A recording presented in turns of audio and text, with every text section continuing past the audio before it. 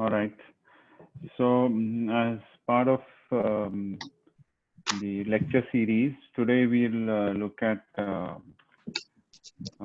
IFR, RFR in brief, basically physiological approach to coronary artery disease. Well, I'm going to cover in the first part the pitfalls of coronary angiogram. We'll introduce FFR, then look at few pitfalls of FFR. We'll have clinical uses of FFR where we'll have some case illustrations. I mean, different kind of situations where FFR is applied and how you interpret results. Briefly touch upon the resting indices. Basically, we look at them through the prism of FFR as to how they stand and what we need to know. And finally, we'll finish off with hybrid approach. That is using both the indices if you have a wire which is compatible for both. All right. We have the unpleasant duty of looking after a disease which is affecting millions globally, and it accounts for 30% of the global deaths. While looking at these patients, we are essentially involved in decision making.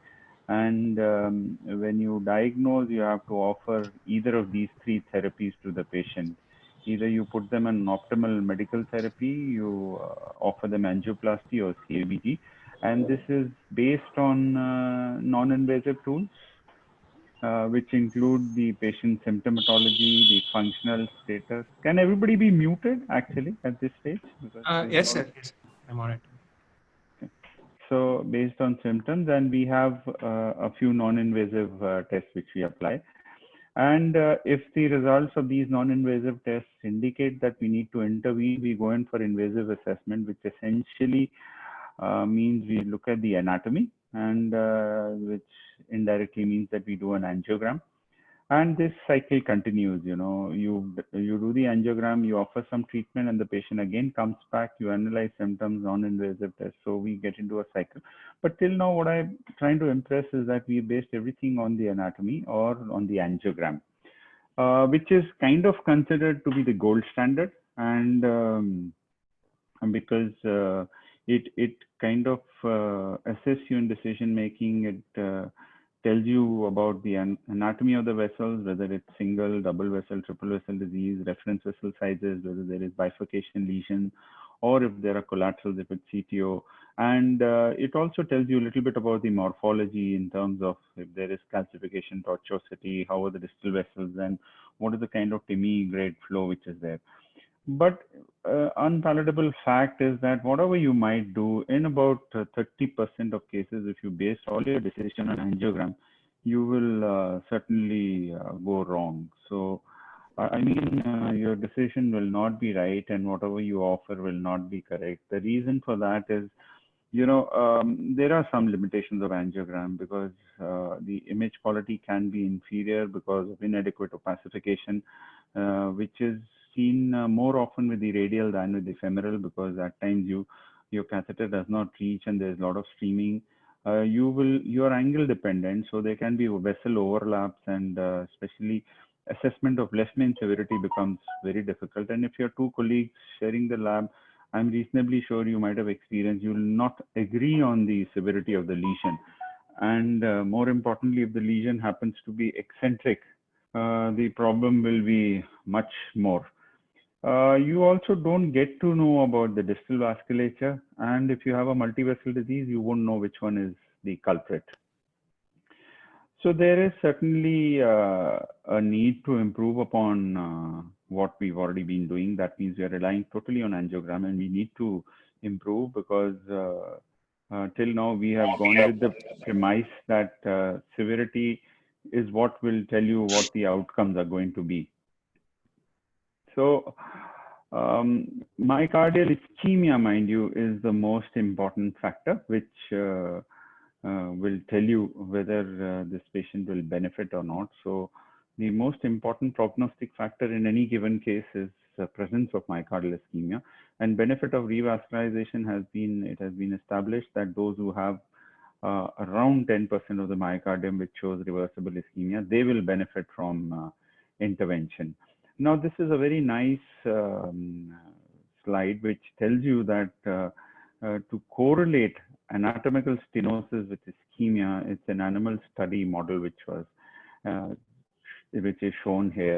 And it shows that when you have about 50% stenosis, the coronary flow starts dropping, but the resting flow remains essentially normal till stenosis is about 95, 99%. So at rest, there won't be any problem, but the stress-induced flow is certainly going to fall.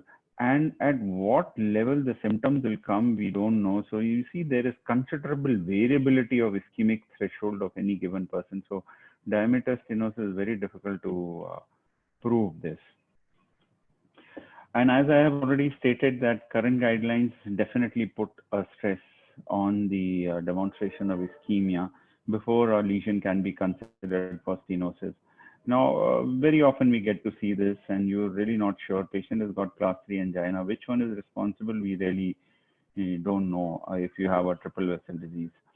How about localizing ischemia using non-invasive tools? TMT, absolutely big no, because TMT does not localize ischemia. And imaging, except for the left main segment, has got very, very poor, kind of correlation with the vessel which is producing ischemia. You don't have cutoffs available for different vessels.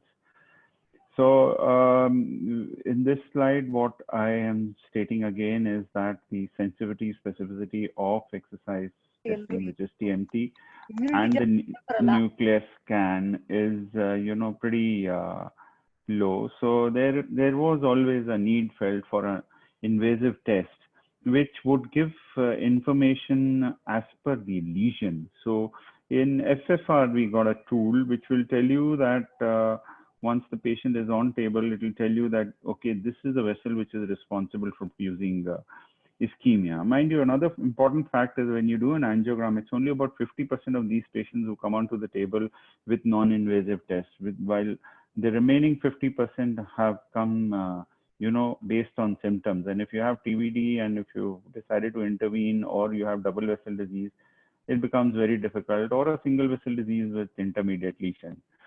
So this brings me to the second part, which is fractional flow reserve.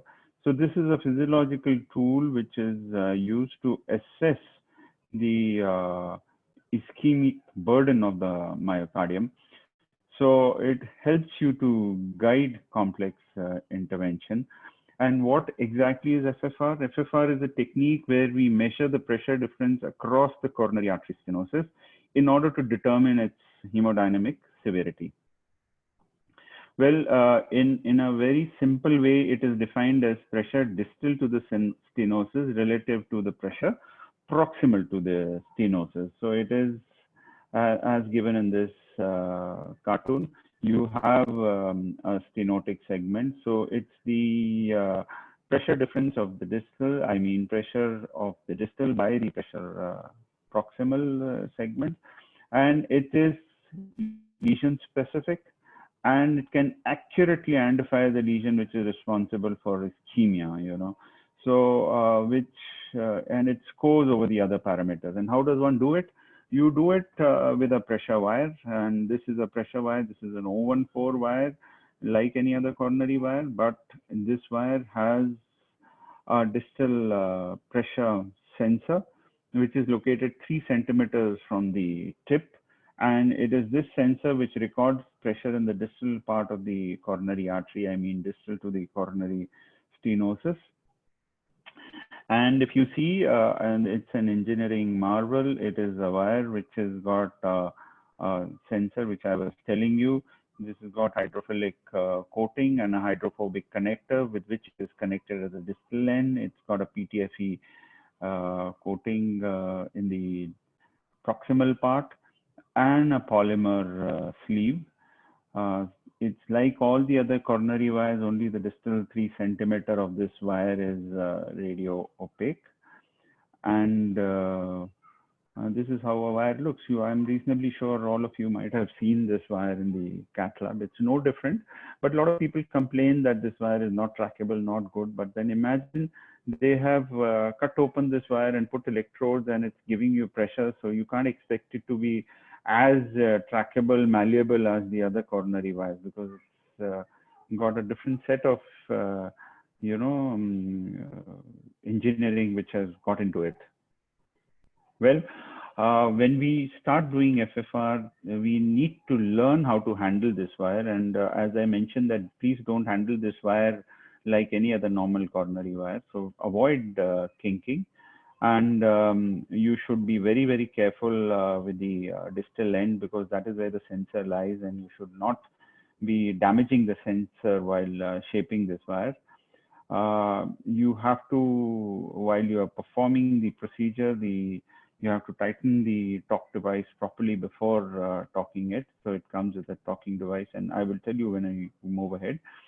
And if you are not able to torque it, then you have to disconnect the wire from the proximal connector and then torque it. And you have to always keep the proximal end dry, because this is the one which gets into the system. So this is the wire and the distal connector which has been shown, which goes into an analyzer which is there, and the wire gets into this distal connector. So it shows briefly the circuitry which is there inside the wire. So whenever you take this wire, you have to flush it with saline. Now this is most important. You know what I have seen in most of the labs, when pressure wire is taken out, like any other coronary wire, the assistant just strips it out of the hoof, and he gives you by wetting it, wetting the distal end. Please don't do that. The wire has to be dipped in saline for about 60 seconds or maybe 2 minutes, because this will de-air the sensor. Otherwise, you will have problems in equalization of the wire. So you have to loosen the torque device and make sure you flushed it well while holding the flaps. You then carefully take out the wire, and most of the labs now are using a kind of a remote sensing pressure wire. Pressure wire X is the only one which is available. Earlier we had a wire which had to be connected, which was called the Sjicsr wire, which required a lot of calibration and other things to be done. But here you have to first zero the pressure line, the aortic pressure line, and then zero, you have to keep, after having wet the wire, you have to keep it flat on the patient, and then you have to zero the line after you've switched on the transmitter. Moment you switch on the transmitter, it will detect, and the pressure wire receiver will also pick up the wire, and you will have to kind of zero both the circuits, and thereafter the wire is good to be going. So maybe it's kind of, it will not make too much of sense to all of you all who have not seen it being used. So maybe one of these days in the institute, when we are there, we can probably in batches have cases where we use this wire, and these are very critical steps, and each step is very important. So I didn't want to elaborate too much in my lecture on this, because all said and done, doing hands-on is what is going to make sense. So there are certain colors, indicator lights, which will come with the wire, and these are the wires which most important thing which you have to remember is that it's a steady green color which you need to see, and it signifies that okay, the wire is going to, these colors are there with the remote connector. So steady green color tells you that the wire is absolutely perfect, it's ready for operation. And moment you disconnect this to attach a talker to torque, and this, it will start becoming yellow. And if you have a blinking yellow light, it means that the battery is too low, and the wire can be discarded. Whereas a blinking green light tells you that you are not yet ready, and you are waiting for the light to become steady, and it's still zeroing. And these are the important ones which you need to check. And if it's a yellow-green blink, then probably the stability check has failed, and you need to re-zero the wire. Well, once we've introduced the wire, we push it out of the guiding catheter, and where we need to equalize. Now, why we need to equalize, where here we are going to check on the pressures proximal and distal to the obstruction. So at the mouth of the guiding catheter, we need to ensure that the pressure recorded by the wire and by the guiding catheter, they have to be absolutely equal. So this is a very important step which you have to do. And if the pressures are not equal, then you need to worry. You need to do certain things. You need to you need to move your transducer in such a way that the pressure starts becoming equal. And most importantly, we always use a needle introducer to get the wire into the guiding catheter. So you have to see that your introducer needle is out, and at times there is contrast in the guide which also dampens the pressure, so you have to flush that contrast, and by after doing all this you need to equalize the pressure. Now we've taken the wire, we've introduced it into the guiding catheter, and by using a talker we've now crossed the lesion. And after putting the sensor into the distal part of the coronary artery, there are 2-3 important things here to remember. It should be at least 20 millimeters distal to the lesion. If the space is not much, at least 10 to 15 millimeters distal to the lesion. The wire should not be, hugging the coronary arteries, because the pressure sensor will record the wrong pressure. Once you position, it's a good idea to give NTG first. You give NTG because at times what happens while you are introducing the wire, you can cause a little bit of vasospasm. So with NTG, you cause a little bit of vasodilatation. And now the patient is good to receive a shot of adenosine. There are 2 ways adenosine can be given. We can give intravenous bolus, wherein we inject about 140 microgram per kg per minute. And we need to wait for about a minute. If you're giving IV infusion, you need to wait for about a minute for a steady state to occur. Otherwise, for single vessels, it works economical if you give adenosine boluses. For the left system is about 200 micrograms, for the right system about 100 microgram bolus is good enough. Now, most important thing which you have to ensure here is that it has to be a fresh syringe. It has to be a freshly made adenosine solution. And while you are injecting, you should not. A lot of people have this habit of attaching syringe to the guiding catheter or the 2V burst or the connector and withdrawing blood and then injecting. Please don't do that. Now you must, because moment adenosine, as you all know, comes in contact with the blood, it loses its potency.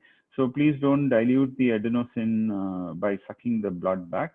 Now, what you have to do in addition is that when you take a dose of 200, don't measure exactly 200, take about 250, 270, or maybe 300 for the left system and 150 for the right. Why I do this is that when I inject this, I leave a lot of adenosine into the guiding catheter. So I don't like giving, flush immediately and opening. So that what happens is you inject adenosine and then you inject flush. So you are in a hurry. You keep tossing the 3-way open, close, and the pressure gets affected. So take into consideration the amount which will remain in the guiding catheter and inject that amount. So that makes the procedure simple and more reproducible.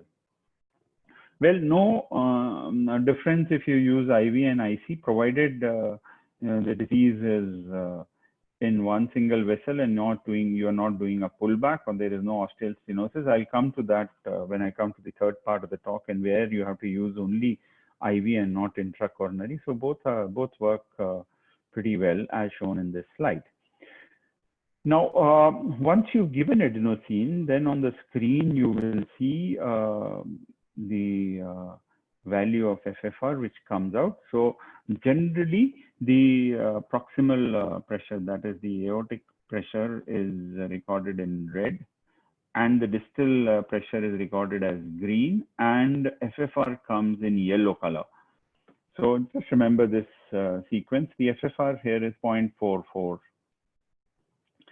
Well, FFR can be measured only during maximum hyperemia. That is what I mentioned. So we've already covered the points mentioned in this slide. So if you get a value of 0.71, what does this mean? This means that during conditions of maximum hyperemia, that means when we've negated the distal vascular resistance, only 71% of the blood flow that should normally go through this vessel is able to do so. And why is it so? It is because of stenosis. So if this stenotic segment is preventing 29% of the blood from going across. So what are the features? The normal value of FFR is 1. It is absolutely not influenced by the hemodynamic condition, which means that it is not affected by the heart rate, blood pressure, or the contractility of the heart. It specifically correlates with the influence of epicardial stenosis to the myocardial perfusion area and the blood flow. So it's very easy to measure, and we have a dichotomous reading. We have clinical studies have established that if the FFR value is less than 0.8, the lesion is ischemic. That means it has got a specificity of nearly 100%, and the lesion is producing ischemia. If the FFR value is more than 0.8, the ischemia is very, very unlikely. Fine. So how was it correlated? In initial studies, it was correlated with exercise thallium stress and stress echo. And there was, as you can see, it absolutely correlated with the results of all these findings, with all the dots being together and the black ones being the positive results. So FFR of 0.8 correlated with this. And based on this cutoff value, we then go ahead and decide whether we need to intervene or not. So if the value is less than 0.8, you can decide to offer patient either angioplasty or CABT. That means you need to revascularize. Whereas if the value is more than 0.8, he goes on optimal medical therapy.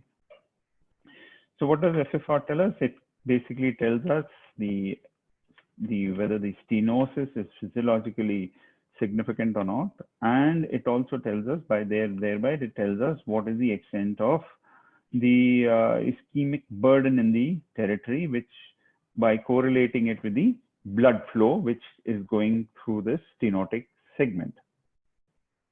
Well, as is true for any given device, the results will produce benefit for the patient only if they are done accurately or if there is some amount of diagnostic accuracy. So if you don't follow the steps, if you don't do FFR correctly, you can very well imagine the amount of damage which you'll do. So since it's a very sharp cutoff value which we are using, we can classify the patient or push them onto either side of the fence. That means the person who needed angioplasty ends up going to optimal, receiving optimal medical therapy, and vice versa. And clinical studies have shown that, up to about 1/3 of cases, the pressure recordings go haywire, and the decisions accordingly are not made correctly. Well, most important step in this direction, and the first and the most important step, is that your indications have to be right. When I get a patient onto the table and decide to do FFR, there are only two situations where I will not be indulging in FFR, which is in STEMI and non-STEMI, and if I am dealing with the culprit vessel. Rest, for all patients with chronic stable angina, patients with STEMI and non-STEMI and having non-culprit vessels, they all will be dealt with. And the most important thing is, now these are the pitfalls which we are going to see quickly. So, the zeroing of the hemodynamic system is very important, and it is important that your pressure transducer is at the level of the mid, in between the anterior and the mid axillary line. So it is at the level of the heart, because we very often seen that the pressure transducer in the labs are not moved at all, whether it's a thin, frail lady who's come on the table or an obese gentleman. So they remain at where they were fixed when the lab was inaugurated. So, but when you're dealing with physiological indices, you have to see that your pressure transducer levels are moved accordingly. And because if your pressure transducer is on the either side, if it is too low, pressure recorded will be high, and if it is high, the pressure recorded will be low. So for every inch the transducer is off the pressure measurement will be 2 millimeters in the opposite direction. So this is a very important point which you must remember. So this is essentially a pressure-based tool. So you need to see that your pressures which you record are absolutely correct. So you need to ensure that zeroing is correct and your pressure transducer is at the level of the heart, and thereafter you don't have to worry much. Well, I told you that we need to equalize the pressures and the guiding tip so that the pressure recorded by the guide tip as well as the wire are similar. Now, this is a very important step, and the most important thing here to remember is, as I told you, you need to take out the needle, the introducer needle. You need to flush the contrast system, and just repeating, and then press equalize and hold for 3 seconds for the pressure to become equal, and you record unity at the mouth of the guiding catheter. Now, at times what happens, you have either you're using a larger guide or there is an ostial stenosis, which will result in, kind of damping of pressures recorded by the guiding catheter. Now, if you are causing damping with the pressure guide, then your FFR will be falsely elevated and it will give a wrong reading, and you will not be able to even give bolus adenosine here. So in such situations where you have ostial stenosis, or you've chosen a guide and you have only a larger guide and the coronary is very small, you must equalize, as you see in the second carton, you must equalize in the aorta. You should not equalize while the guide is hooked to the vessel. And in this situation, you will also not be able to give intravenous or intracoronary bolus adenosine. So you have to rely on IV adenosine. So for ostial stenosis, you need to have IV adenosine. You cannot give intracoronary boluses because your PA is going to come down, value of PA will come down. With the result, PD by PA, the ratio will go up. Instead of, if the true FFR was 0.7, it will read as 0.84, and you leave this patient and you will feel that the lesion is not significant. Well, this I've already told you. You need to take out the introducer needle because, if you left the introducer needle inside, see the FFR reading, it is 1.11. So the FFR is falsely elevated. So you need to be very careful because when you put this inside, again, your aortic pressures recorded are slightly on the lower side. Well, at times, you can do FFR with the 5 or 6 French guiding catheters. But the problem is only the guidings with side holes. If the guide has a side hole, then the pressure recorded is not the true pressure which is there at the coronary ostia. That is one.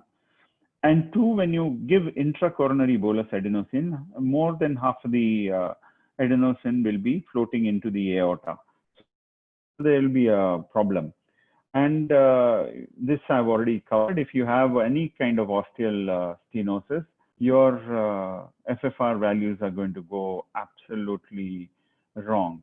So despite ostial stenosis, if you've got a side hole catheter, you will see that there is the pressures are absolutely not dampened, and the pressure recorded through the side hole will not be corresponding to the pressures which are there at the tip of the guiding. If you see in this given figure, the pressure of the guiding tip is in purple, and the side holes are giving you a red kind of pressure. So everything is fallacious, and your pressure recording is wrong. Now, most importantly, when you see the tracings on the monitor, so if a lesion is significant, if you see the first recording on to the left of your screen, there will always be a wedging. So green is the pressure distal to the stenosis. It will always be wedged. Then the aortic pressure will have its normal contour. I mean, the proximal pressure will have a normal contour. But if there is kind of ostial stenosis, you'll see now what you see on the other side. Both of them appear wedged. So this is what tells you. So FFR, which was supposed to be 0.7, now because your PA has come down because of wedging, it has become 0.87. So this is how you can, kind of mess around with this tool. So very important. These are very simple things, but these are things which I have seen happening in labs. So you need to be very careful. It appears to be a very simple tool to a lot of people who feel that, okay, you have to cross the lesion, inject adenosine, and then make a decision based on less than more than 0.8 and walk away. No, you need to be very careful so that you don't, kind of falsely recording high values and subject the patient to a wrong decision. Now, there is also something called a drift, pressure drift. What happens when you do a long procedure, you're supposed to, at the end of doing the FFR, you're supposed to pull the wire back into the proximal part and see that the pressures which were equal when you started, when you had equalized, they should stay within that range. So if that is not so, then there is some kind of drift which is set in, which can also affect your results. So any difference more than 5 millimeters of mercury when you pull the wire back into the proximal part of the lesion signifies a drift. Now, why does the drift come in? Drift comes in because of the temperature shift from room to the patient's temperature, some saline or blood remnants which have gone into the sensor, or some trapped microscopic air bubbles. So how does one overcome? You need to flush the guiding. You have to check the height of the aortic transducer, check the guide wire introduced and needle is out, and manipulate the pressure wire to ensure that the sensor is not against the wall. Well, these simple corrective measures are very important. So at the end of each FFR procedure which you've done or you recorded, you must cross-check if there is some drift. So drift is the pressures of the wire and the guiding catheter not being equal as they were at the beginning of the procedure. You can also record some artifacts. Now here, I will tell you something. So I told you the red is the pressure which is coming from the proximal part, green is the pressure which is coming from the wire, and you see a absolutely flat green line and a red line. These are the mean pressures, and yellow line is what records the FFR value. So similarly, in the monitor, you'll see these pressures or values as per the color code. Now you see an artifact in the left side of the frame and a yellow vertical line. It is this yellow vertical line which automatically chooses a point where it records the lowest FFR value. So because of the artifact, here it picked up an area where the FFR value was 0.59 and it reads that this patient's lesion he's got ischemia and the FFR is 0.9. Whereas this is absolutely false because this is an artifact. So you'll have to move this yellow line. You have the wherewithal within the machine. And as you see, we've done that. And on the right side screen, when you see the actual FFR of this patient is 0.83. So you have to be very watchful of these artifacts which are there and which can change your results. So you will start doubting the system. And here in this example, you see that the FFR is being recorded in a segment where the proximal pressure was not there at all. So you see only the green lines and you don't see the red trace at all. But however, the pressure recorded and the pressure sensor is there and it records an FFR of 0.75, which is absolutely false. So you have to check very carefully as to if you get a significant or insignificant FFR value, you must check for all this. Why does this happen? This has happened because you had opened the aortic pressure for injecting adenosine, and you recorded the FFR value during that period. So that resulted in a kind of false value being recorded. So be very watchful of this. At times, your sensor wire can go and hit against the vessel wall. And you see the kind of green spikes on the screen. They have come because your sensor element is against the vessel wall, and when the heart moves, the sensor also moves, and you are getting these spikes. We are very familiar with these spikes because we've seen them all using guiding catheter during angioplasty. Now the wire is against the vessel wall, so you get these spikes.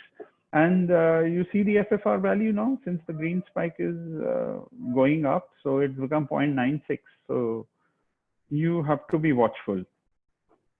At times you produce insufficient hyperemia. So one is not sure whether you produce sufficient hyperemia or not.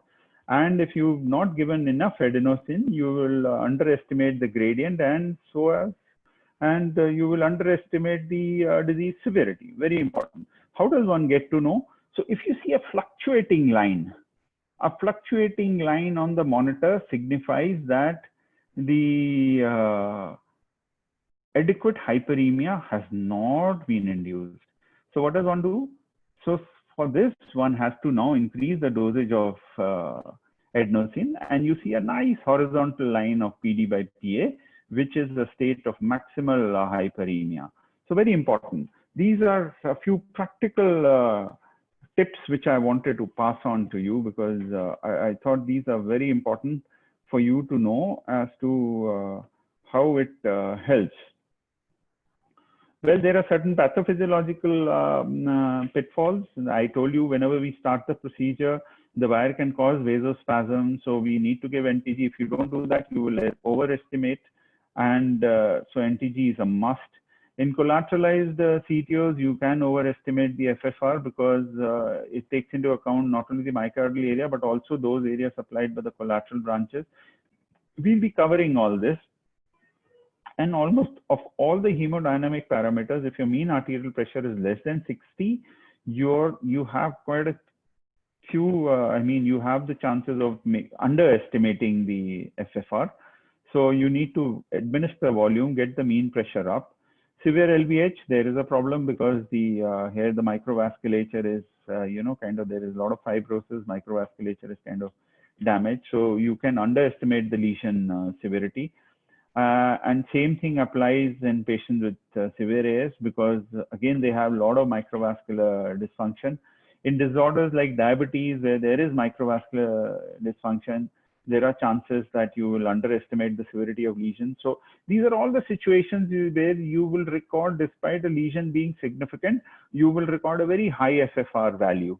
There'll be no fall in the FFR value after adenosine. So you will kind of underestimate the lesion. And the same thing happens in myocardial infarction. We've already seen that in both STEMI, non-STEMI, we don't touch the infarct-related vessels. I will, during my case illustrations, come to that. And in severe PAH, where there is the right-sided pressure is elevated, there are chances that you can underestimate. But, we don't clinically, we don't come across these patients very often who have very severe PAH and we have to revascularize the coronary bed. So these are patients who are beyond the scope of such management. So these can be skipped. So with this, I come to, certain case situations, and we'll see a couple of situations. So FFR essentially began with the study of multivessel disease. Most of the initial trials which happened were with multivessel disease. So these are situations, as I told you, where you need to decide whether you need to pick up the anatomy or physiology, whether you'll go by the severity of the lesion or you'll go by physiology to pick up stenosis. One of the first trials which came in was the FAME study, which kind of randomized patients based on angiography or on FFR.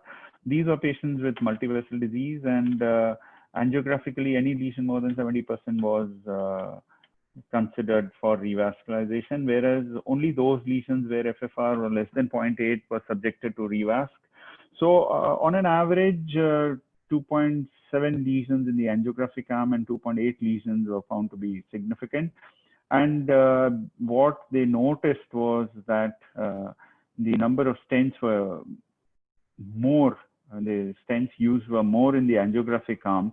And at the end of 1 year, they noticed that there was about 30% relative risk reduction of adverse outcomes in the FFR group compared to the angiographic group. So if you had stratified a patient based on FFR value, you had chances of him being subject to less adverse events. So this was statistically found to be significant. So this was one of the first time a physiological tool had demonstrated that it basically leads to much better outcomes, and these better outcomes were achieved by using lesser number of stents. So the message was, it is not that if you put more number of stents, you are assured of good end results.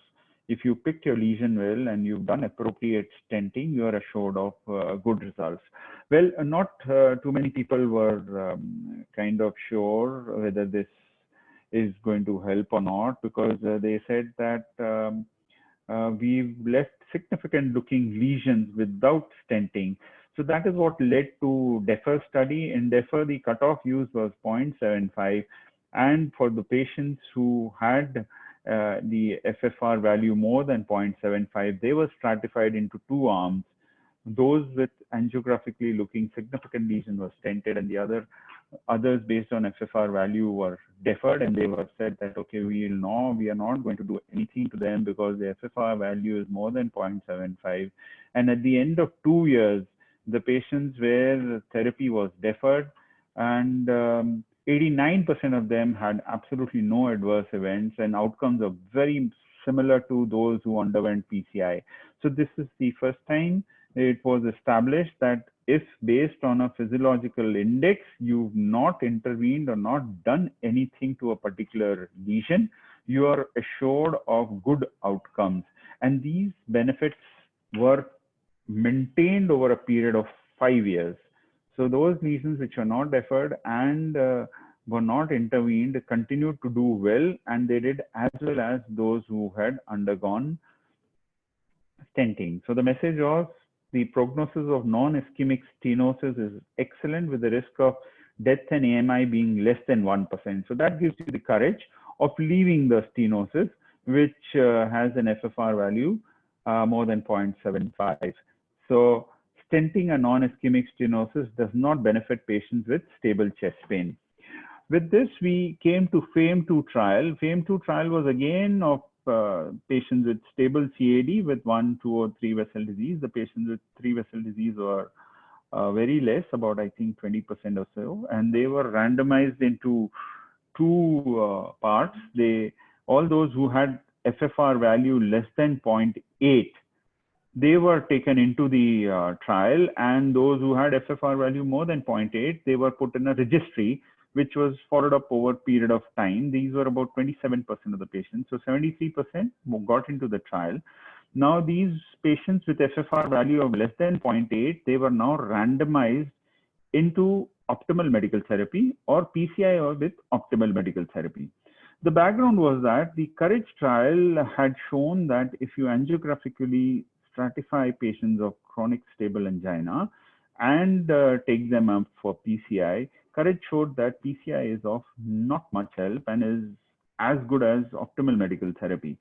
So this, now what they did, the FAME group, they stratified these patients based on FFR. They didn't go for the coronary anatomy, they stratified based on FFR. So all those who had physiologically significant lesions were stratified into optimal medical therapy or optimal medical therapy with angioplasty. The plan was to follow them up for 6 months, and thereafter the follow-up had to continue for 5 years. Well, within a short while, the trial had to be stopped by the DSMB because what came to the light was that there was almost 79% relative reduction of events with PCI, because the patients who were put in the optimal medical therapy were noted to have quite a few events. And the primary endpoint in the FFR guided PCI was less than half of that noted in the optimal medical therapy group at the end of 2 years. And at the end of 3 years, the therapy had become cost effective, because there was initial criticism that you are using a tool which is kind of expensive and you're offering based on that therapy. So they not only saw that the number of events are high if you leave a lesion which is physiologically significant, But if you treat them based on this physiological index, you kind of make the therapy cost effective at the end of 3 years. So the summary of these trials in patients with multivessel disease is as given on the slide. FAME told us that please don't rely purely on angiogram. So if you stratify patients purely based on angiogram, you will end up putting more stents and you will not be assured of good results. Defer told us that please do not revascularize functionally non-significant lesions, thereby implying the stenosis is more than 70%, but the FFR is also more than 0.75. Please don't touch this lesion. So functionally non-significant lesion can be left alone. And FAME 2 told us that you need to revascularize if the lesion has an FFR of less than 0.8. So any physiologically significant stenosis needs to be revascularized. With all this, FFR got a class 1 recommendation from the European Society of Cardiology and kind of became mandatory in US under the appropriate use criteria for patients with intermediate stenosis and chronic stable angina. Well, it also showed us that in patients with multivessel disease, there is considerable reclassification of lesions. So you have a patient coming with TVD, as you can see on the slide, 115 patients with TVD. When you do FFR, it's only 14% of these patients who have true TVD. And out of 394 patients who had double vessel disease, only 43% had true double vessel disease. So there is considerable reclassification. And DREAM Real study, which looked into these multivessel patients, noted that physiologically guided reclassification was noted in 26 to 45% of these patients. And the reclassification in majority led to conversion from PCI to optimal medical therapy. It was much higher in those vessels, in those patients where more number of vessels were interrogated, and it was absolutely not influenced by the pre-angiographic non-invasive test. So even if the TMT was positive and FFR told us that please don't intervene, these patients did very well, and there was absolutely not a problem.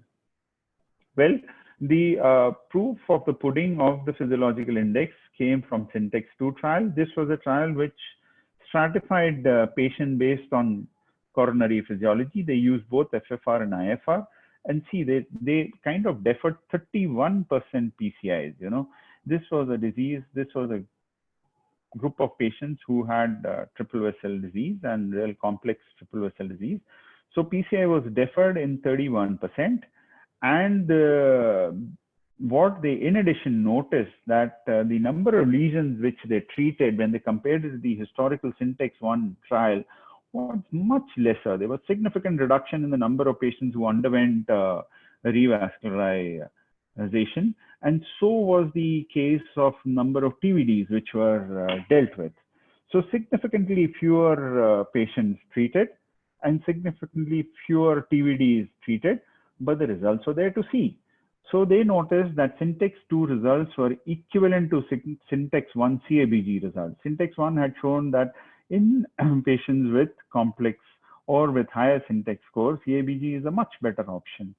So, but here Syntex 2, which use a physiological tool, they noticed that the results were at par with CABG when they compared with the historical controls of CABG1. Revascularization did happen in this group, and it primarily happened in the stented segment. So you see this pie chart, and the blue segment is the segment where 77% of the revascularization happened in the stented segment. So Syntex 2 strategy was associated with considerably improved outcomes. So what was the Syntex 2 strategy? It was a strategy wherein we used physiological tool for stratifying these patients. And at the end of 3 years of follow-up, there was significant reduction of MACE, and outcomes are comparable to CABG. So the benefit persisted, and it continued to show that if you physiologically stratify patients of complex coronary artery disease, multivessel complex coronary artery disease, you are assured of very good results. So in summary, FFR identifies the optimal revascularization strategy without changing the number of patients referred for revascularization. So it's very important, you know, a lot of patients, a lot of physicians feel that if I do FFR, it will prevent me from stenting. Yes, it will prevent you from inappropriate stenting, but you will certainly be doing appropriate stenting. And if you have a patient with multivessel PCI, how does FFR help? It avoids unnecessary PCI without changing the outcomes. It is certainly associated with lower rates of MACE, and it does reduce the procedure cost. You imagine you're thinking of a wire which costs money, but think of the stents which you're going to put and think of the amount of revascularization. As you saw, the revascularization in the Syntex 2, 77% was in the stented segment. Well, let's come to left main. Left main segment is where the problem is maximum because we cannot define the left main very well. What looks insignificant might turn out to be significant. And this is one vessel which supplies considerable chunk of myocardium. You know, it supplies nearly 75% of the myocardium, and angiographic estimate, as I had mentioned in the pitfalls, is really poor. So when you interrogate left main, you can have three kinds of lesion. You can have an isolated left main disease, you can have a left main with distal disease, or you can have left main with both circumflex as well as LAD both involved. So when you have an isolated left main stenosis, it's like any other branch. Only thing which you need to remember is that you need to equalize in the aorta. You cannot equalize because there will be damping of the pressure, and you need to perform a pullback from both the sides, you know, both LCX as well as the LAD. And here the cutoff, as is for any other vessel, works. That means if the SFR is more than 0.8, it is absolutely safe and you can defer revascularization. But if there is a downstream disease, like in this cartoon, you can see that there is a lesion in the LAD.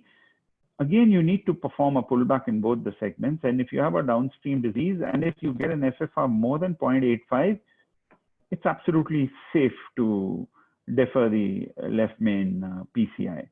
However, if the FFR is less than 0.85, you need to intervene and you need to assess.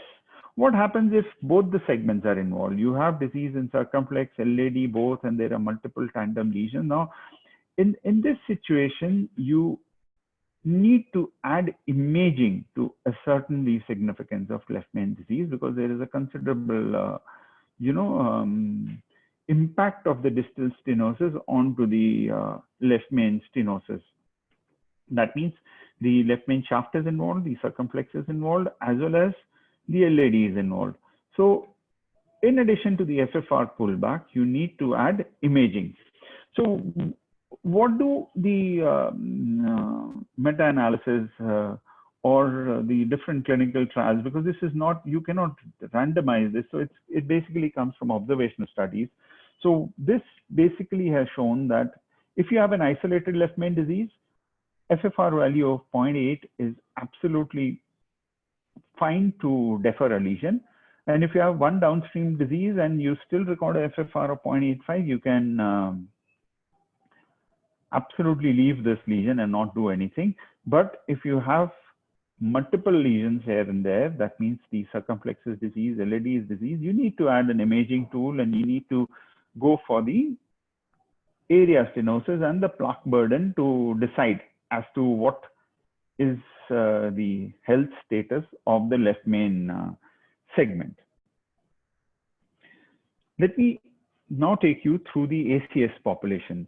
We all know that when you have an acute coronary syndrome, there is kind of damage to the microvasculature, with the result that what happens is that the coronary flow reserve as well as the IMR, which is index of microcirculatory resistance, they both are compromised and it takes a little while for it to get back to normal.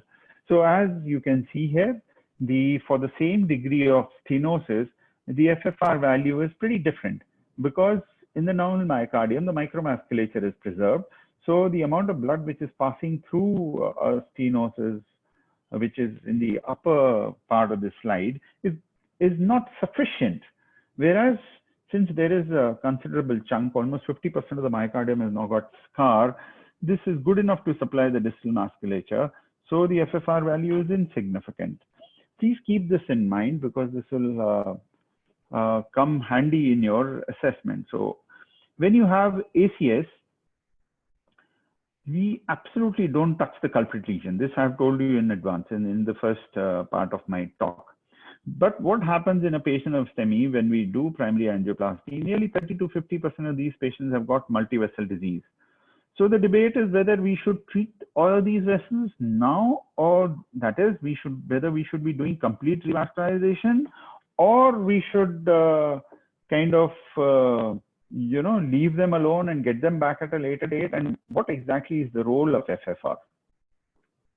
Well, we have very elegant papers which have shown that in the non-culprit lesion, the FFR value done in the acute stage and at follow-up, you can very well appreciate here in this figure that the FFR value is absolutely matches. So there is no change in the FFR value, whether it is done in the acute stage or at follow-up. So this tells us that if I have a patient of STEMI with multivessel disease, I am within my right to check the FFR of the non-culprit lesion. Now, the same fundamental was applied in these two studies, the Dynami 3 Primulti and Compare Acute. So both the studies in Dynami, during the index hospitalization, the patients underwent complete revascularization. Whereas in Compare Acute, during the primary angioplasty, the non-culprit vessels were stented based on the FFR values. And when these patients were followed up over a period of time, they noticed that those who had undergone complete revascularization, they continued to do very well. Now let's see the non-STEMI patients. Almost 40 to 60% of non-STEMI can have multivessel disease, and we have similar concerns, about the culprit and the non-culprit vessel. And Wandel had shown very clearly that you can intervene in the non-culprit vessels, and based on FFR, the decision definitely changes. It causes a significant change in the decision. That is, you switch patients from angioplasty to medical therapy and medical therapy to either CABG or to PCI, and this does not affect the long-term outcomes. To summarize, in patients with acute STEMI, absolutely no FFR for the culprit lesion. In patients with non-STEMI and unstable angina, FFR is safe and it leads to a very high degree of lesion reclassification. For the non-culprit vessels in STEMI and non-STEMI, FFR is reliable during acute phase, provided the creatine kinase levels are less than 1,000 per unit per liter. And 50% of the non-culprit lesion found insignificant on FFR, you can, this is what the clinical studies have shown, that you can easily defer these lesions, and you need to address these non-culprit vessels prior to discharge if you've really not done them during the acute stage. When you have an old infarct, as I showed you in the cartoon there is a scar tissue which is formed. The role of FFR is akin to that, what it is in a patient with stable angina. So when can you deal with a infarct-related vessel in a STEMI? After 5 to 7 days. After 5 to 7 days, the FFR can be done, and based on that, you can stratify these patients. Well, another important segment which we get to see is patients with diffuse or tandem disease. And as you can see, this is an RCA which has got multiple stenosis in the distal segment, close to the PDA origin and the close to crux, and there is reversible myocardial ischemia, and the patient has also got class 3 angina. Now, when we do FFR pullback, FFR has its own drawbacks, and pullback is slightly difficult. You can do it only when you're giving continuous infusion, but you have better tools. We'll come to that.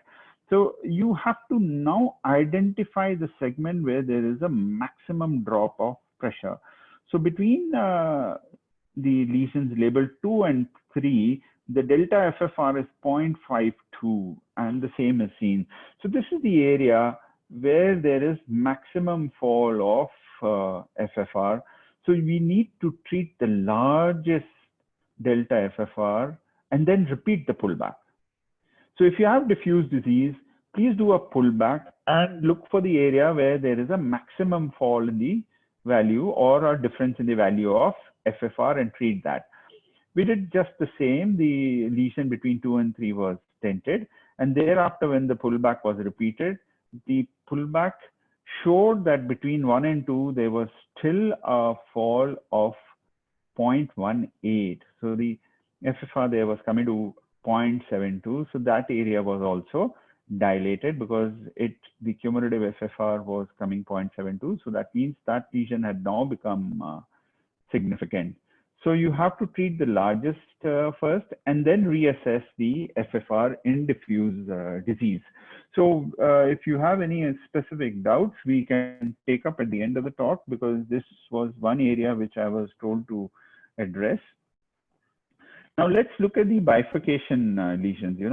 Everybody's fond of bifurcation angioplasty, and you have different techniques, and we know that it's the side branch which is the Achilles heel for bifurcation plasty. But look at the amount of myocardium being supplied by the side branch.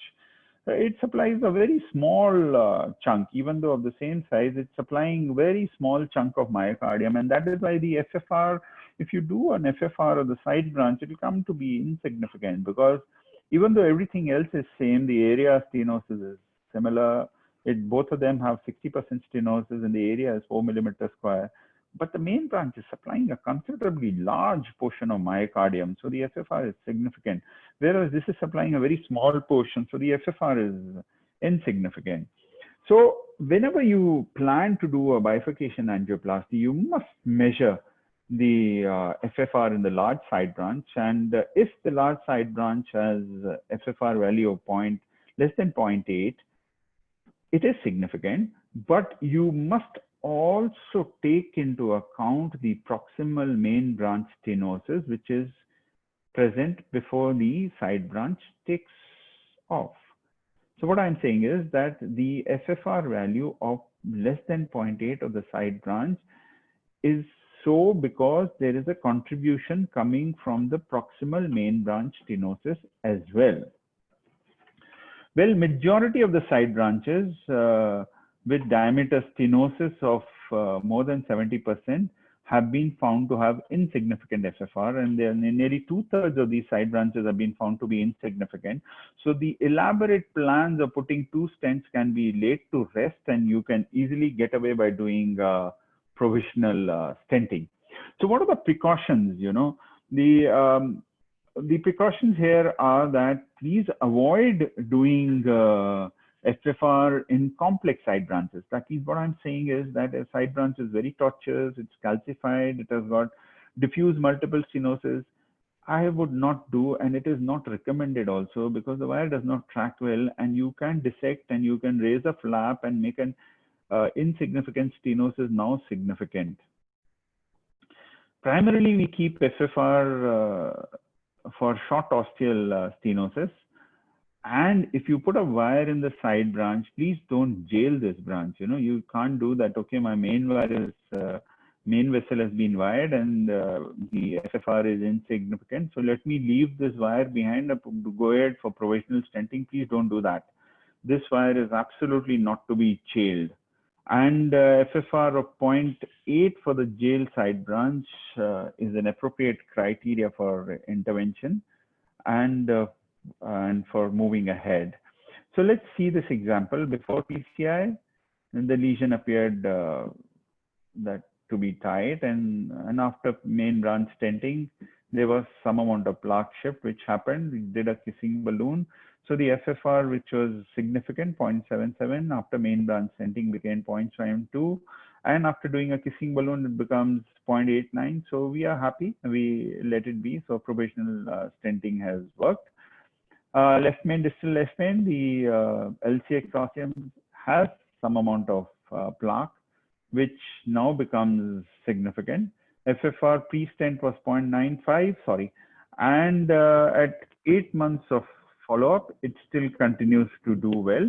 Now, important thing which I want to convey to you all is that you must remember one thing, that the side branch stenosis is both because of carinal shift as well as plaque shift.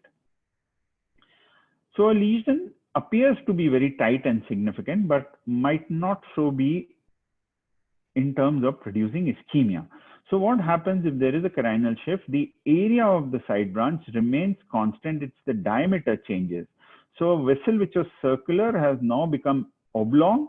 So in a particular axis, the vessel appears to be stenosed, but since the area remains normal, the blood flow is kind of maintained. To summarize, I would say in bifurcation lesion, the angiographic evaluation kind of overestimates. FFR is feasible and safe, and it most certainly will lead to unnecessary complex interventions, which, as all of us know, that these complex interventions have got their own problems of restenosis and stent thrombosis. So one must do it only if it is really indicated. Well, we keep doing angioplasties in our lab, and at times it is prudent to check whether we are doing it right or not. So as I've already told that the angiography does not predict the ischemic burden, and there is wide variation in the FFR values post angioplasty, But mind you, if you have done an angioplasty and have recorded a FFR less than 0.8, which is seen in about 13% of these patients, this residual ischemia can have a significant impact on the outcome. And it also tells you that there could be significant downstream disease. So FFR value post PCI has a direct relation to the outcomes. And this is an old study where bare metal stents were used, and see if you've left FFR value less than 0.8, you have nearly 30% restenosis at 6 months follow-up. So you have to be very watchful. In more recently concluded study, they noticed that the FFR after PCI, kind of modified 20% of lesions, because of the FFR value, the lesion modification was done. So what they noticed that in patients with diabetes, CKD, ACS, and those with diffuse disease, FFR value post angioplasty of 0.86 is a very good predictor. Whereas in those without any of these disabilities, you should try and get a FFR value of 0.91. Now, the important message which I would like to give you here is that I've seen a lot of operators, they go on a wild goose chase. They kind of keep post-dilating because they're chasing a value of unity. Now, this will never happen.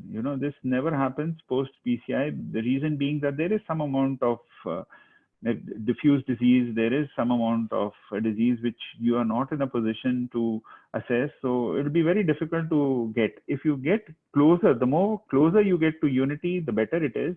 But clinical studies have clearly demonstrated in the absence of diabetes, CKD, or ACS, as long as you get a FFR value of greater than 0.91, you are assured of very good long-term results. And it has been shown very clearly that the MACE rates based on FFR are much lower than based on angiogram. Well, in CTO lesions, this is just a conceptual thing which I want to tell you. It's like, look at vessel A, vessel B, similar degree of stenosis, and there's a small collateral there, but over a period of time, the vessel B closes down, and the FFR, which was earlier normal of 0.9, has now dropped because vessel A is supplying the myocardium, which was subtended by it, and also it's supplying the myocardium, which is subtended by vessel B. So it has got to supply a greater chunk of myocardium. So the lesion which appeared, kind of 50%, but has now become significant. So if you have from an intermediate looking lesion, a collateral which is going into supply. So LAD has got 30 or 40% stenosis, but is giving collaterals to CT or RCA. That means LAD is now supplying not only the anterior, but also the inferior wall. So an intermediate lesion looking lesion can also become significant because FFR accounts for the size of the collateral vessel and the perfusion area. So a lot of students ask me about myocardial bridge. This is a very difficult segment to assess because the hemodynamics are pretty complex here. So I won't go into the details, and that what you need to know is that the hemodynamics in the myocardial bridge are different at rest and different during exercise. Because when you exercise, the intracoronary systolic pressure overshoots and a negative systolic gradients are created. So what is recommended in a myocardial bridge is to do a diastolic FFR. IFR has been found to be good in this setting, and you need to use dobutamine because you need to kind of simulate the heart, because this is what is going to, because by giving adenosine you don't produce much change in the flow, but by giving this inotropic stimulation you increase the coronary flow, and it is considered to be superior, and it also basically excludes the systolic negative pressure, because when this bridge contracts there is a kind of negative systolic pressure, there is a kind of suction which is created there. So all you need to remember is that FFR is not very good tool for myocardial bridge. The resting indices do much better.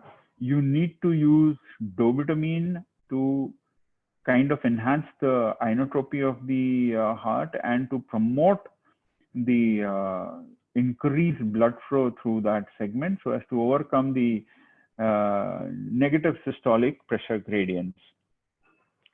Well, for the coronary interventions, to summarize, I'll say that FFR is a lesion-specific index which guides you through the therapy, and it provides functional information which takes into account the size of the perfusion territory, the number and the length of lesions, and it has been found to reduce the MACE rates by 28%, and it basically lowers the cost without prolonging the procedure. Well, this summary chart of the PCI shows that it's applicable in almost all the segments except for the culprit lesions in patients with non-STEMI and STEMI.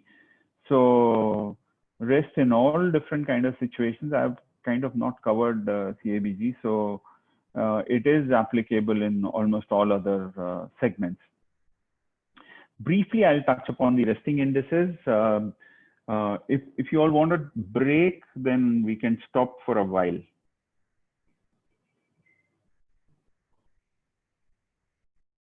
Am I audible?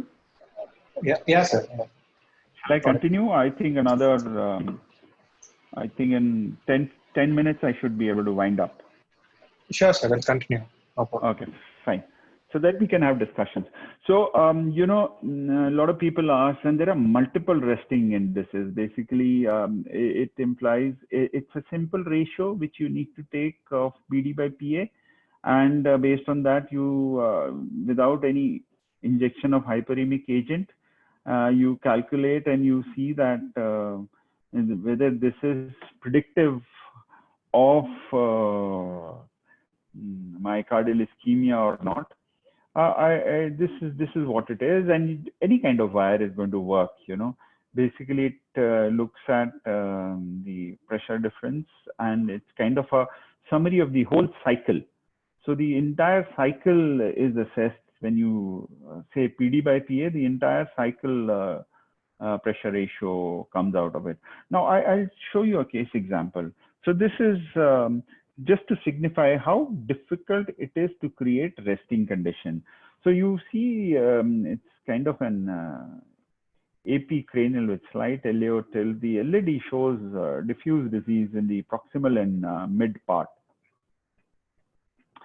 So the pressure wire was located in the distal LED where the patient was asleep and relaxing. So the FFR value was 0.91. So the patient is taking rest, sleeping 0.91. Now patient is awake, so the FFR value with the wire in the same position has come to 0.86. And the patient was kind of little anxious and he's not relaxed anymore. So the FFR value comes down further and becomes 0.83. And when you pull back the pressure wire 2 centimeters and advance again, that means you cause a kind of little spasm there, or you kind of change the kinetics, the pressure, it becomes 0.78. These are all PD by PA in different situations, thereby exemplifying that it really is difficult to have resting conditions. So a true predictive value of PD by PA is very difficult. And when you give a hyperemic agent and if you inject adenosine into the system, oh, the FFR value has come 0.69. So the lesion becomes significant. So that is what it does. That is what it does. So this is summary of the slide saying what happens during the resting state. And when you manipulate, when you change, you know, kind of he's resting, he's awake and he's stressed out a little. So with each maneuver, the FFR is changing. And when you give adenosine, it falls further. So very, very difficult. Very difficult. So it was thought that since PD by PA does not predict much, let us look at a tool which looks at a specific part of the cardiac cycle. So the basic premise of all this was that they wanted to get rid of hyperemia. They thought that hyperemia is which adds to the cost, which adds to the symptoms. So it adds to also the time of procedure. So they said, okay, let's have a tool which will be adenosine free and would be very easy and fast and will be slightly inexpensive. So that led to instantaneous wave-free ratio. Wave-free, why? Because they looked at a particular interval of the cardiac cycle, which was the diastole, and they thought that while you are into a segment, that means you are in a specified period of diastole where there is not too many waves which are present, and it will become much easier to, you know, kind of record the pressures. So, and you will be able to get the instantaneous wave-free ratio of the cardiac cycle. So two main studies came up, Define Flare and Sweetheart. And both these studies, they had a sizable number of patients which were studied. So they were randomized trial and they were powered to look at non-inferiority of IFR, which they had a wide pre-specified margin, which was about 3.4%. And they additionally looked at very low risk population because the MACE rates, MACE event rates were 6.6 in FLAIR and 13.2 in the FAME trial. And the average FFR in the Define Flare was 0.83, whereas it was 0.71 in FAME. So basically, they looked at low risk population and they found that this tool was kind of non-inferior to FFR. There was less PCIs in the FFR group. And so indirectly, it was established that this was almost about 80% as accurate as FFR. So how do PD by PA and IFR compare to each other? They look, as you can see in this plot, they look pretty similar, and they have a very close linear relation, and that means that 95% of the information contained in the IFR is also there in PD by PA. So they are very, very similar to each other. They have a kind of linear relation, as can be seen on the slide. And C curves, they are also not very different. So I mean these two resting indices, they are pretty okay. And let us see as to how they compare with FFR. So the level of accuracy in terms of when you compare them with FFR is only about 80%, as can be seen in the slide. So their ability to predict an ischemic lesion is only 80% vis-a-vis that of FFR. Same thing was noted in the Resolve Advise 2, Verify 2, and Contrast study, wherein and they noticed that both these two resting indices had 80% accuracy compared to FFR. Yet another tool, which is called the resting full cycle ratio, which was brought into the scene, thinking that when we do the resting full cycle ratio, we'll study the entire cardiac cycle. This came into the premise that it's not only in the diastole, it's nearly about 13% of the coronary lesion record the lowest PD by PA during systole, and this is more true for the lesions in the right coronary artery. So with this premise, they used a tool which would look at 5 consecutive cardiac cycles, and of these 5 consecutive cycles, it look at one particular cardiac cycle and give you the lowest PD by PA ratio. So it identifies PD by PA ratio in an unbiased way, independent of the landmark. So it's not looking at the diastolic segment or looking at a particular pre-specified period of the diastole, which is supposed to be wave-free. So RFR is a full cycle ratio, so it can be in the systole or diastole, and it can be measured with the same Contine machine which we use for measuring the FFR. So what are the cutoffs for this? The cutoffs like that for IFR are 0.89. That means that any lesion with the RFR value of less than 0.89 is considered to be significant. So the slide very clearly shows less than 0.8 you treat, and here if the RFR is less than 0.89 you treat. The same is the value for IFR, which is 0.89.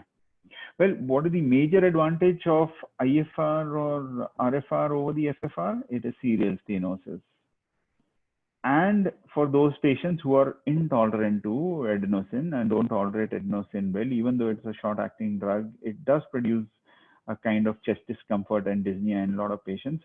So if you have a diffuse disease, you can do a pullback, as you can see in the slide. And as you do the pullback, the mean RFR value, which you see coming on the screen, it keeps changing.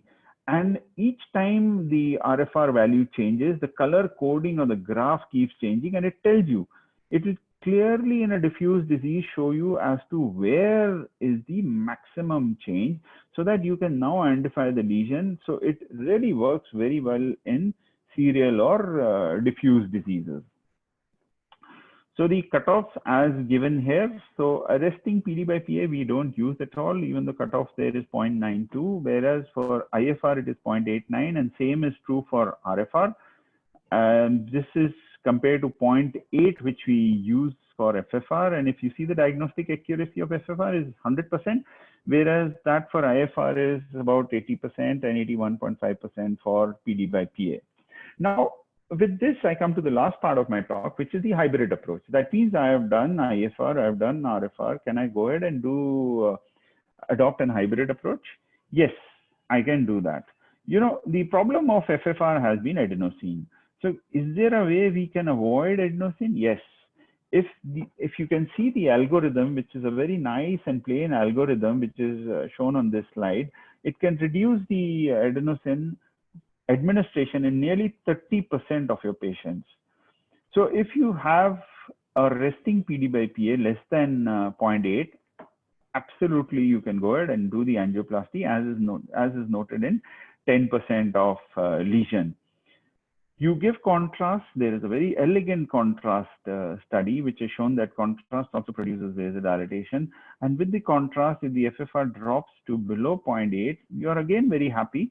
And this happens in 20% of the lesion. So cumulatively in 30% of the lesion, either by recording a resting PD by PA using the FFR wire or by injecting 7 or 8 ml of contrast, you get a FFR value which is less than 0.8, and you are happy.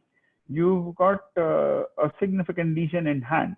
Now, even after doing this, FFR remains greater than 0.8, then you administer adenosine, and if it drops, you go ahead and stent the vessel. So very simple, record resting PD by PA. If less than 0.8, don't need to administer adenosine. Give contrast. If the PD by PA was 0.83 and now becomes 0.79, it's a significant lesion, go ahead and treat it. Well, if I am using IFR, then what are the cutoffs which I'm going to use? So the cutoffs given for the IFR for using this hybrid approach are 0.85. if my IFR value is less than 0.85, I just go ahead and stent. So if the IFR value falls between 0.85 and 0.94, this is considered to be the adenosine zone. It is for this particular value of IFR in the patients, I'll be using adenosine. So this hybrid approach not only reduces the amount of adenosine being given, it improves the accuracy. I told you that IFR is only about 80% as accurate as FFR. So by using adenosine in these patients, you'll be able to improve the accuracy. Now, if you have only PD by PA available, then the cutoffs are slightly higher, 0.88 to 0.97. That means anyone with a resting PD by PA of more than 0.97 is good to be sent into the deferral arm. You can defer the lesion, and anyone having a resting PD by PA less than 0.88, you will go ahead and do angioplasty. And in between 0.88 and 0.97, you can use adenosine. Now, I'm saying all this to bring to you all, what is the message from hybrid approach? The message from hybrid approach is that you conserve the usage of adenosine and you improve the accuracy or the predictive value of ischemic lesions even while using PD by PA, that means the resting indices, or by using RFR, IFR.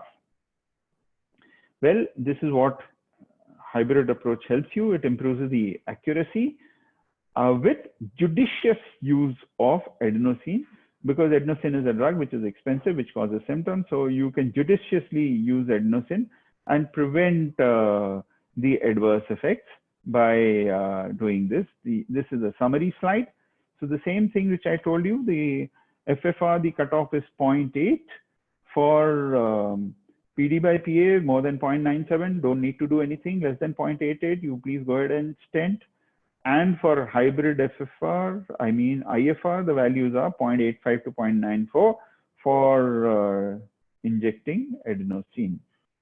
Well, this is a pyramidal flip coin model, and this basically is put here to show you that FFR is the gold standard. The angiography is not good enough. The diagnostic accuracy of FFR is considered 100%, then that of angio alone is 65%. And hybrid approach of using adenosine with the resting indices is 85 to 90%, but that of the other resting indices is only about 80 to 85%. That is with or without contrast. So the most important thing to remember is that if you have borderline IFR, if you have borderline PD by PA values, please don't hesitate in terms of using adenosine, because the diagnostic accuracy of adenosine guided physiological index is maximum. To summarize, diameter stenosis is the cornerstone of CAD, and what has now coming out, or what is coming out, I haven't dealt that part, is that the natural history of CAD is best predicted by hemodynamic significance of the lesion or indirectly by the physiology. So FFR should replace, or the physiological indices should replace, the 50% diameter stenosis criteria which we have been using to say that, okay, this lesion is significant because the diameter stenosis is more than 50%, because it takes into account not only the stenotic segment, but also the total atherosclerotic burden of the vessel, and it shows independent, non-linear, inverse risk continuum of MACE. The strength of any given procedure lies in it being done methodically. That is why I wanted to highlight the important pitfalls which you can encounter while doing FFR, which can produce not only erroneous results, which will also change your clinical decisions in a manner that which will harm the patient.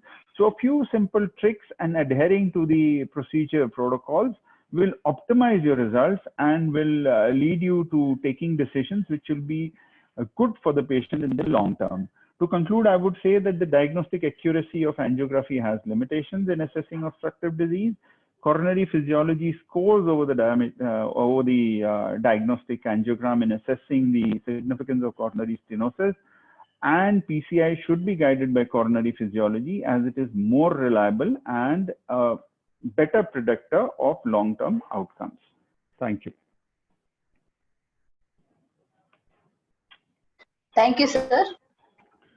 I hope that was not too much for you all. Varun? Yes, ma'am. Any questions? Well, actually, I had a doubt with that pullback and specifically in diffuse disease. I think sir has already covered it in detail. Yeah. So that was one of my main doubts actually.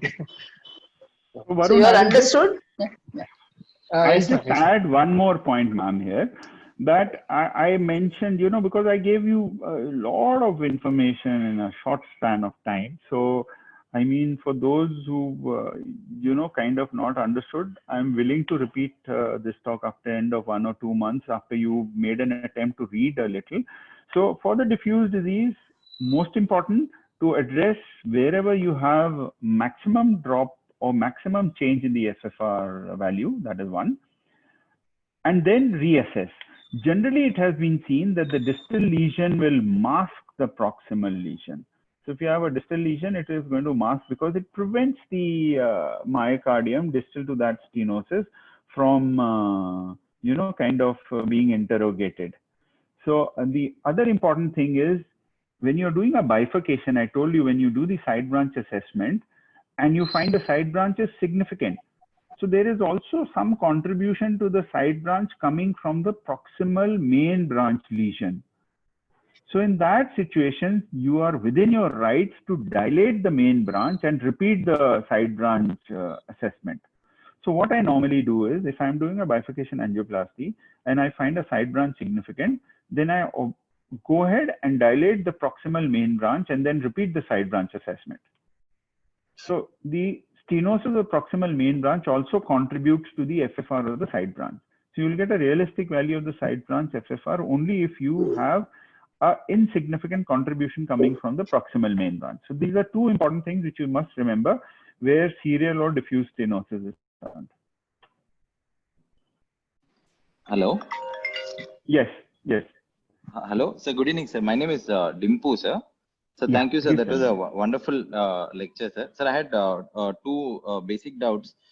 So when we are doing a pullback, so the we most often use IV adenosine and IV infusion going on. So how long after we have started? Usually they say 2 minutes, but is it 2 minutes in everyone, or like is there any criteria like hyperemia? That's one thing.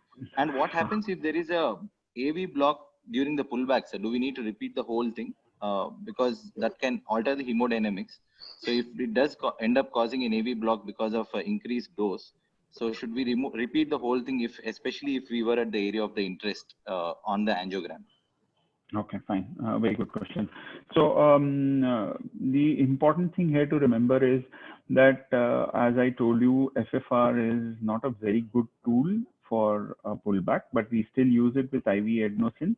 Now, IV adenosine in the dosage which I mentioned, I haven't as yet seen AV blocks come up because it's not a dose which can produce, persistent AV blocks.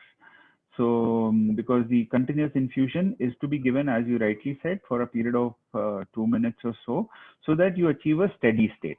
You achieve a steady state of hyperemia because that will ensure that the microvasculature is constantly being, kind of kept in a state of least resistance, and it has kind of promoted blood flow across where the resistance and the flow are nearly matched to each other, and the flow in the given segment is governed directly by the degree of stenosis which is present. So very rarely you will get AV blocks, but if you happen to get AV blocks, they are more commonly seen with boluses than with continuous infusion. Continuous infusion very rarely will produce an AV block, it will not. But yes, if there is an AV block, it will certainly alter the hemodynamics and you need to repeat. So don't be afraid of using continuous infusions. So I can assure you that AV blocks are not to be seen. That is one. And number two, if it happens, you need to repeat. You cannot use the FFR at the time of AV block for assessment of lesion severity, because when an AV block happens, your mean arterial pressure is going to fall. And as I told you, if your MAP is less than 60, you are kind of going to have an altered reading, which will be not the correct reading which you need to record. So thank you, sir. One more doubt I had was post PCI, sir. When we have to repeat the procedure, like, is there a different cutoff because of like taking into account a possible increase in the microvascular resistance post procedure, or like, is it? I mean, can it falsely cause a elevated FFR because of the increase in microvascular obstructions post procedure? No. When we pre-dilate, post dilate. No, correct. So I mean, the contribution of that is very minimal. And as I told you that there are cutoffs which are now made available. So the cutoffs are, if I have done a PCI in a diabetic or a patient with CKD or a patient in an ACS, that as long as I get post-procedure value of more than 0.86, I'm pretty happy. But in a normal individual, more than 0.91 is what will tell me that there is going to be less restenosis. But yes, at the same breath, I had also told you that you will never get values close to 0.98 or 99. What you are talking that microvasculature being damaged because of embolization or because of, migration of thrombus, it was a thrombotic lesion. So in a chronic stable angina patient where these results are applicable, what we are talking, these things don't happen. But in ACS situation, I told you that FFR has absolutely no sanctity in the culprit vessel. So any lesion where you have a lot of thrombus, where there are chances of distal embolization, where there are chances of obstruction of distal microvasculature, FFR is going to be inaccurate. I fully agree with you. So there is no role at all. But the cutoff which I gave you post angioplasty were for patients with chronic stable angina. But these are cutoffs meant for patients with different kind of microvasculature. The microvasculature where is damaged, the cutoffs are different. Where the microvasculature is intact, the cutoffs are different.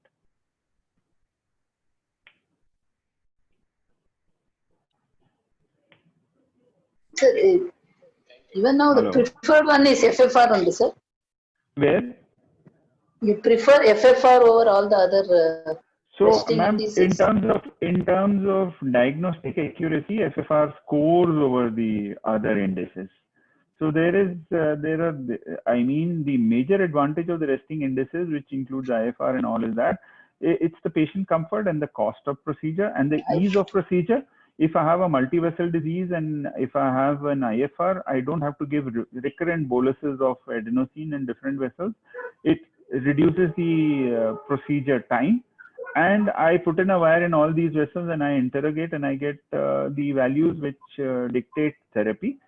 Number one. Number two, I told you about hybrid approach, and if I do and if I'm still doubtful, I can use adenosine. So I mean, it has to be a mix of both these two. Now the FFR wire which comes, and if you're using the Abbott system, the same wire can do RFR for you. So their systems they are putting the software into the system, so the system will now record. So, and if you're using Volcano or Philips system, you already have IFR, so you continue to use IFR. I mean, all of them work. It is just that you need to simulate the microvasculature in certain situations. You need to add adenosine to it to increase the accuracy of the result. That's what I mean. So they are not way off. They still 80% of the times they'll be correct. But it is in certain situations that you need to increase the accuracy of the result by adding adenosine to them. Sir, in the SJ, I mean, St. Jude's FFR machine, which we have, during the pullback, it gives us the option of choosing the FFR over one beat, or should it be an average over 3 to 5 cycles? So, what would be appropriate, sir? Like, and also okay, fine. What happens is, as I told you, since there was too much of this thing I mentioned. So when you're doing a pullback in the Abbott machine, and the pullback is being done using RFR, then it has to be a single beat, So it will do a single beat. Whereas if you do FFR, it does an average of 3 beats. So RFR, or the pullback or the resting pullback, is the lowest value of the entire cardiac cycle of one single beat. So it will scan 5 beats, and of these 5 beats, it will pick up the lowest PD by PA of a single cardiac cycle.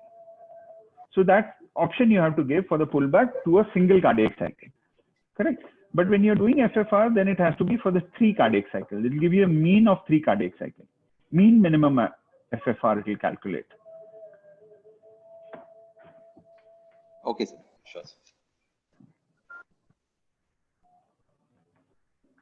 Anybody else?